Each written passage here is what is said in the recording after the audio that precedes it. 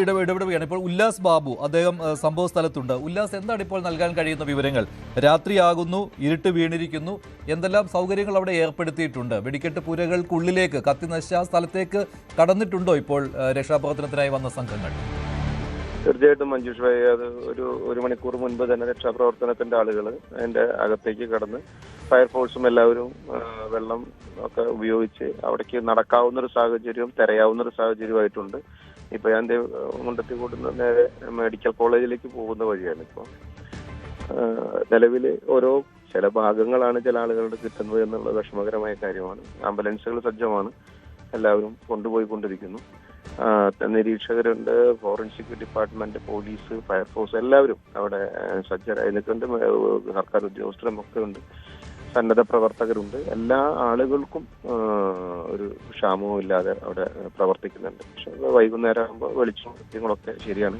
പക്ഷെ അതിനകത്തൊക്കെ നമ്മുടെ ഒരു പ്രയാസം എന്ന് പറയപ്പെടുന്നത് ഇങ്ങനൊരു സംഭവം ഉണ്ടാവുന്നു, നിരവധി ആളുകളുടെ ജീവൻ നഷ്ടപ്പെടുന്നത്. ആളുകൾ ആരൊക്കെയാണെന്ന് കണ്ടെത്താനോ നമുക്ക് സാധ്യമായില്ല. പക്ഷെ മാധ്യമങ്ങൾ ഇന്ന് 2 മണിക്ക് വരെ അവിടെ വെടിക്കെട്ടിന്റെ ദൃശ്യങ്ങൾ പകർത്താൻ ചെന്നിരുന്നു. അതിന്റെ ഉണ്ടാക്കുന്ന രീതിയും മറ്റു കാര്യങ്ങൾക്കും തൃശ്ശൂർ പൂരവുമായി ബന്ധപ്പെട്ട് സ്റ്റോർ ചെയ്യുന്നതുമായി ബന്ധപ്പെട്ട് അവരുടെ ഭാഗത്ത് നിന്ന് കിട്ടുന്ന ഫോട്ടോസും മറ്റുള്ള കാര്യങ്ങളും വെച്ചിട്ടാണ് ഇന്ന ആളുകൾ അവിടെ ഉണ്ടായിരുന്നു എന്ന് ഐഡന്റിഫൈ ചെയ്യാൻ സാധിക്കുള്ളൂ.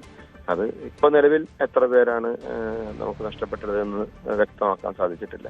മെഡിക്കൽ കോളേജും എല്ലാവരും സജ്ജരായി നിൽക്കുന്നുണ്ട്. നിരവധി ഹോസ്പിറ്റൽ, പ്രൈവറ്റ് ആശുപത്രികളടക്കം സജ്ജരാണ്. പക്ഷെ തെരച്ചിൽ കഴിഞ്ഞ് നമുക്ക് കയ്യിൽ കിട്ടുന്നത് സങ്കടപരമായിട്ടുള്ള കാര്യമാണ്. ശരിയാണ്. ഇനിയിപ്പോൾ അത്തരത്തിലുള്ള പ്രതീക്ഷകൾ ഇല്ല. ഇനി അവിടെ രക്ഷപ്പെടാൻ പറ്റിയ ആളുകൾ അത്രയും രക്ഷപ്പെട്ടിട്ടുണ്ട്. ഏതാണ്ട് 7-8 ആളുകൾ ഓടി രക്ഷപ്പെട്ടിട്ടുണ്ട് എന്നാണല്ലോ. പിന്നെ എത്ര പേര് അവിടെ ഉണ്ടായിരുന്നു എന്നതിനെ പറ്റിയും കൃത്യമായിട്ട് പറയാൻ പറ്റാത്ത ഒരു സ്ഥിതിയാണ് അല്ലേ? ആർക്കും അത് പറയാൻ ബൈക്കുകൾ 4-5ഓളം ബൈക്കുകൾ കത്തിക്കരിഞ്ഞിരിപ്പുണ്ട്. ആകെ നമുക്ക് കിട്ടാവുന്നൊരു സൂചന എന്ന് പറയപ്പെടുന്നത് അവർ ഉച്ചയ്ക്ക് ഭക്ഷണം കഴിക്കാനായിട്ട് ഒരു ഹോട്ടലിൽ നിന്ന് വാങ്ങിച്ച് പാർക്കിലെത്തിച്ചിട്ടുള്ള ഒരു 40ഓളം വരുന്ന ഭക്ഷണമാണ് എന്നുള്ളത് ഒഴിച്ചാൽ പൂർണ്ണമായിട്ട്. പിന്നെ ബ്ലോഗർ വന്ന് ഫോട്ടോ എടുത്ത സമയത്ത് ഗ്രൂപ്പ് ഫോട്ടോ എടുത്തിട്ടുണ്ടെന്ന് പറയപ്പെടുന്നു. ഇതൊക്കെ ഊഹാപോഹങ്ങളാണ്. എന്നാലും ഉദ്യോഗസ്ഥർ അത് വേണ്ടുന്ന തെരച്ചിലുകളും കാര്യങ്ങളും നടത്തുന്നുണ്ട്. അതിനുശേഷം മാത്രം ഇപ്പൊ നിലവിൽ അങ്ങനെയുള്ള കാര്യങ്ങളിലേക്കൊന്നും ആർക്കും ഒരു ഫൈനലായിട്ട് പറയാൻ സാധിക്കുന്ന ഒരു സാഹചര്യമല്ല. ഇവരെല്ലാം നല്ല പ്രഗത്ഭരായ വെടിക്കെട്ടുകാരാണ്. ഇവർ ഇപ്പോൾ ഈ കഴിഞ്ഞ ദിവസം നെന്മാറയിൽ നിന്ന് വന്നിട്ടേ ഉള്ളൂ അവിടുത്തെ വെടിക്കെട്ട് കഴിഞ്ഞിട്ട്. അപ്പോൾ ഇത് സതീഷിനെ പോലെയുള്ള ഒരാളാണ് ഇതിന്റെ ചുമതലയിൽ ഉണ്ടായിരുന്നത്. എന്താണ്, എങ്ങനെ സംഭവിച്ചു എന്നുള്ളതാണ് ഇപ്പോൾ ഉല്ലാസിന് പരിചിതമുള്ള ഒരു മേഖലയാണ്, പരിചിതരായ ആളുകളാണ്. അല്ല, ഇത് എന്നെ സംബന്ധിച്ചിടത്തോളം എനിക്ക് വൈകാരികമായിട്ട് ബന്ധമുള്ള മേഖലയാണ് വടക്കാഞ്ചേരി മുനിസിപ്പാലിറ്റി മുണ്ടത്തിക്കോട് മേഖല എന്ന് പറഞ്ഞാല്. ഞാൻ നിലവിൽ അവിടെ ഇലക്ഷനുമായി ബന്ധപ്പെട്ട് മത്സരിച്ച ആളാണ്. എന്റെ നാടാണ്. സതീഷിനെ സംബന്ധിച്ചിടത്തോളം ഇതൊന്നും അങ്ങനെ ഒരു പുതിയതായി ചെയ്യുന്നൊരു വ്യക്തിയല്ല. നിരവധി കാലമായിട്ട്, വർഷങ്ങളോളമായിട്ട് അവിടെ പ്രവർത്തിക്കുന്നു. വളരെ സേഫായിട്ട് കാര്യങ്ങൾ ചെയ്യുന്ന ഒരാളാണ്. അവര് ഒരു പൂരമോ 2 പൂരമോ വർഷങ്ങളിൽ ചെയ്യുന്നതല്ല, നിരവധി പ്രശസ്തമായിട്ടുള്ള സ്ഥലങ്ങളിൽ ഈ പ്രവൃത്തി ചെയ്തുകൊണ്ടിരിക്കുന്ന. അപ്പൊ ഒരു ശ്രദ്ധാപൂർവോ അശ്രദ്ധയോ ഒന്നും ഉണ്ടാകുന്ന ഒരാളല്ല, അങ്ങനെ കൈകാര്യം ചെയ്യുന്ന ഒരു വ്യക്തിയുമല്ല, അങ്ങനത്തെ ആളുകളുമല്ല അവിടെയുള്ളത്. പക്ഷെ ഇപ്പൊ ഈ ചൂടിന്റെ ഏറ്റവും കൂടുതലുള്ള കടുത്ത ചൂടിന്റെ ആണോ മറ്റെന്തെങ്കിലും ആണോ എന്നുള്ളതൊന്നും നമുക്ക് ഇപ്പോ പ്രിഡിക്ട് ചെയ്യാൻ സാധ്യമാകില്ല. അത് ഫോറൻസിക് വിദഗ്ധരും മറ്റു കാര്യങ്ങളും അതിന്റെ പരിശോധനകൾക്ക് ശേഷം മാത്രമാണ് അതിന്റെ കാരണങ്ങൾ അറിയാൻ സാധിക്കുള്ളൂ. 2 പരിക്കേറ്റവര് ആശുപത്രിയിലുണ്ട്. പക്ഷെ അവരുടെ എത്രത്തോളം പൊള്ളലുണ്ട് എന്നുള്ളത് നമുക്കിപ്പോൾ വ്യക്തമല്ല.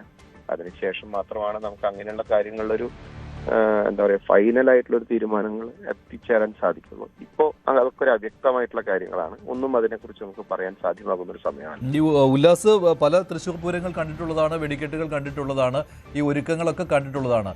ഈ ഓർമ്മയിൽ ഇത്തരം ഒരു വലിയൊരു അപകടം ഇത് ആദ്യമാണ് അല്ലേ ഈ പൂരത്തിന് മുൻപ്? അതിന് മുൻപ് കുറെ കാലങ്ങൾക്ക് മുൻപ് ഉണ്ടായിട്ടുണ്ട്. പക്ഷെ ഇങ്ങനെയൊരു സാഹചര്യം ഇപ്പൊ നമ്മളെ സംബന്ധിച്ചിടത്തോളം സാമ്പിൾ വെടിക്കെട്ട്, അതേപോലെ തന്നെ നമ്മുടെ പള്ളിയിൽ ഒരു പെരുന്നാൾ ഉണ്ടായിരുന്നു. ആ പെരുന്നാള് സാമ്പിൾ വെടിക്കെട്ട് 24-ാം തീയതി, അത് കഴിഞ്ഞ് 26-ാം തീയതി. ഇതൊക്കെ തൃശ്ശൂർ സന്തോഷകരമായിട്ട്, തൃശ്ശൂർ എന്നല്ല മൊത്തം കേരളം തന്നെ സന്തോഷകരമായിട്ട് വാച്ച് ചെയ്യാനും വീക്ഷിക്കാനും അല്ലെങ്കിൽ അവര് മനോഹരമായിട്ട് കാണേണ്ടിയിരുന്ന ഒരു കാഴ്ചയായിരുന്നു. പക്ഷെ അത് ഇങ്ങനത്തെ ഒരു ദുരന്തത്തിലേക്ക് വന്നു എന്നുള്ളതാണ് ഏറ്റവും വലിയ വിഷമകരമായ കാര്യം. കാരണം 24-ാം തീയതി സാമ്പിളിന് പൊട്ടുകയാണെങ്കിലും 26-ാം തീയതി പൂര വെടിക്കെട്ടാവുന്ന സമയത്തും അത് സന്തോഷകരമായി കാണുന്നതാണ്. പക്ഷെ ഇന്ന് അതിന്റെ തയ്യാറെടുപ്പുകളിൽ ഈ സംഭവം ഉണ്ടായപ്പോൾ അതൊരു നാടിന്റെ മാത്രമല്ല വലിയൊരു ദുഃഖത്തിലേക്ക് ഒരുപാട് കുടുംബങ്ങളുടെ അതുപോലെ ഒക്കെ വലിയൊരു പ്രയാസത്തിലേക്ക് ഒരു നാടിനെ എത്തിച്ചു എന്നുള്ളതാണ് ഏറ്റവും വിഷമകരമായ കാര്യം. ഇതിപ്പോൾ ഈ അവസാന ഘട്ടത്തിലെ ഒരുക്കങ്ങളായിരുന്നില്ലേ ഈ സാമ്പിൾ വെടിക്കെട്ടിന് മുൻപുള്ള? അതിൽ ഇപ്പോൾ എല്ലാ സാമഗ്രികളും തയ്യാറായിരുന്നു അല്ലേ? വെടിക്കോപ്പുകൾ നിറച്ചു കഴിഞ്ഞിരുന്നു, കുഴിമിന്നലുകൾ ഉണ്ടായിരുന്നു. അപ്പോൾ ഇത് എല്ലാം തയ്യാറായി കഴിഞ്ഞപ്പോൾ ഉണ്ടായ ഒരു അപകടം ഇല്ല, അങ്ങനെയാണ് അല്ലേ? ഇത് 2 ദിവസം കൂടി കഴിഞ്ഞാൽ സ്വാഭാവികമായിട്ട് സാമ്പിൾ വെടിക്കെട്ടാണല്ലോ. അപ്പൊ സാമ്പിൾ വെടിക്കെട്ടിന് തൃശ്ശൂരിലേക്ക് ഇത് ഷിഫ്റ്റ് ചെയ്യും. അപ്പൊ അതിന് മുന്നേ എല്ലാ കാര്യങ്ങളും ഫിനിഷിംഗ് വർക്കുകളിലായിരിക്കണം. എനിക്ക് അങ്ങനെ പൂർണ്ണമായിട്ട് അതിന്റെ ആധികാരികമായി പറയാൻ സാധിക്കില്ല എങ്കിലും, പക്ഷെ 20 തൊട്ടുണ്ട്. അപ്പം അത് തൃശ്ശൂരിലത്തെ മാഗസിനിലേക്ക് മാറ്റുന്നത് മുൻപോട്ടുള്ള മുന്നൊരുക്കങ്ങളാണ് ഇവിടെ നടക്കുന്നത്. അതിന്റെ ഒരു 90%കളും വർക്കുകൾ തീർന്നതിന് ശേഷമുള്ള മിനുക്കുപണികൾ ആണ് നടന്നിട്ടുണ്ടാവുക. കാരണം അതുകൊണ്ടാണ് ഇതിന്റെ വ്യാപ്തി വർദ്ധിക്കുന്നത്. കാരണം പൂരത്തിനോട് അടുക്കുമ്പോൾ, സാമ്പിളിനോട് അടുക്കുമ്പോൾ ബാക്കി എല്ലാ പ്രവർത്തികളും കഴിഞ്ഞിട്ടുണ്ടാവുമല്ലോ. അപ്പോ ഈ ദുരന്തത്തിന്റെ വ്യാപ്തി കൂടുന്നതും അതുകൊണ്ട് തന്നെയാണ്. ശരി ഉല്ലാസ്, എന്തായാലും വളരെ സങ്കടകരമായ ഒരു കാര്യമാണ് സംഭവിച്ചിരിക്കുന്നത്. സാമ്പിൾ മെഡിക്കൽ കോളേജിന്റെ മുമ്പിൽ മെഡിക്കൽ കോളേജിലൊക്കെ അവസ്ഥ, ഞാൻ മെഡിക്കൽ കോളേജിൽ വന്നിട്ടാണ് ഞാൻ തിരിച്ചങ്ങോട്ട് പോയത്. പക്ഷെ മെഡിക്കൽ കോളേജിന്റെ ഒക്കെ അവസ്ഥ കാണുമ്പോൾ അവിടുത്തെ ഓരോ ആംബുലൻസ് വരുന്ന സമയത്ത് ഉണ്ടാകുന്ന സാഹചര്യം എന്ന് പറഞ്ഞാൽ ഒരിക്കലും സഹിക്കാൻ ഒരു ശൈലി എളുപ്പമുള്ള കാര്യമല്ല. 13 മരണം സ്ഥിരീകരിച്ചിട്ടുണ്ടല്ലേ ഇപ്പോൾ നിലവിൽ. പക്ഷെ ഇപ്പൊ ആംബുലൻസിൽ അവിടെ നിന്ന് ബോഡികൾ, ഞാൻ പോരുന്ന സമയത്ത് പോലും 2 ആംബുലൻസുകൾ അവിടെ നിന്ന് പോയിട്ടുണ്ട്. അപ്പോഴും തെരച്ചിലുകൾ നടക്കുന്നു. എന്താണ് അവസ്ഥ എന്നറിയില്ല. ഇപ്പൊ മെഡിക്കൽ കോളേജിന്റെ മുന്നിലും വലിയ ഒരു പ്രയാസകരമായിട്ടുള്ള സാഹചര്യം ഉള്ളത്. രാത്രി ഇപ്പോൾ ഞങ്ങൾ കാണിക്കുന്ന ദൃശ്യം, ഇപ്പോൾ രാത്രിയിലും അവിടെ പുക ഉയരുകയാണ് ഉല്ലാസ്. പൂർണ്ണമായിട്ടും തീ അണഞ്ഞിട്ടില്ല. അപ്പോൾ അതിനുശേഷമേ ഇനി അകത്ത് കയറി നോക്കാം. എല്ലാ വെടിക്കെട്ട് പുരകളിലും നോക്കണമല്ലോ, കത്തിയമർന്ന സ്ഥലത്തിന്. വെടിക്കെട്ട് പുരകൾ എന്ന് പറയാൻ പറ്റില്ല, ആ സ്ഥലം അത് കത്തിച്ചാമ്പലായിട്ടുണ്ടല്ലോ. പക്ഷേ തീർന്നിട്ടില്ല, പുക തീർന്നിട്ടില്ല. അത് മാത്രമല്ല, ഇനി പടക്കം പൊട്ടിത്തെറിക്കുകയാണെങ്കിൽ അത് അപകടകരമാണ്. അതുകൊണ്ട് അങ്ങോട്ട് ആ ഭാഗത്തേക്ക് ഇതുവരെ കയറാൻ കഴിഞ്ഞിട്ടില്ല അല്ലേ? ആ നിയന്ത്രണം അവിടെ ഉണ്ട് അല്ലേ?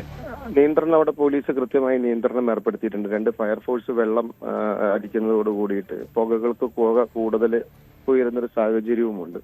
എന്തായാലും പ്രയാസകരമായിട്ടുള്ളൊരു സാഹചര്യവും പ്രതിസന്ധികൾ ഏറെ ഉള്ളൊരു സാഹചര്യവും.